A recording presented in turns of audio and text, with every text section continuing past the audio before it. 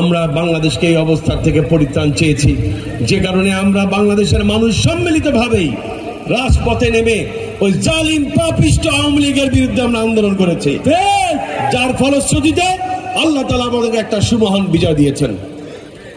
5ই August সকল জুলুম নির্যাতনের বিরুদ্ধে এসেছিল। আমরা সেই জুলুম নির্যাতন আর চাই না। চাই না। আমরা চাই একটি শোষণ বৈষম্যহীন, একটি ইনসাফপূর্ণ ন্যায় নীতির বাংলাদেশ। কিন্তু আমরা খুব অবাক হয়ে খেয়াল করি, আমাদের বন্ধুদের মধ্যে কেউ কেউ এখন আওয়ামী লীগের পথেই হাঁটা শুরু করেছে। আমরা শুনতে পাই, আমরা দেখতে পাই, আমরা পত্রিকার পাতায় পড়তে পাই যে আমাদের মধ্যে কেউ কেউ ক্ষমতায় যাওয়ার আগেই দোকানে দোকানে, বাড়িতে বাড়িতে চাঁদাবাজি শুরু করেছে, অনেকের সম্পত্তি দখল করেছে, অনেকে এখনো হুমকি ধামকি দিচ্ছে।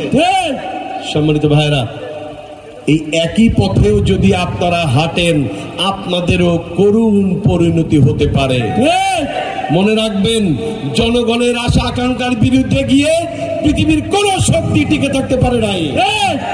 সুতরাং আসুন, জনগণের মনের কথাটা বুঝতে শিখুন, জনগণের মনের কথাটা বুঝুন।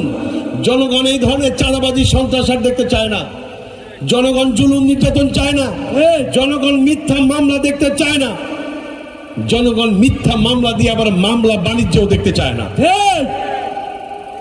সুতরাং আসুন, আমরা একসাথে পথ চলেছি, একসাথে একটি সোনালী বাংলাদেশ, একটা স্বপ্নের বাংলাদেশ গড়ার স্বপ্ন দেখেছি। আসুন সেই স্বপ্নের বাংলাদেশ গড়ার জন্য সকলে সম্মিলিতভাবে আবার কাজ করি।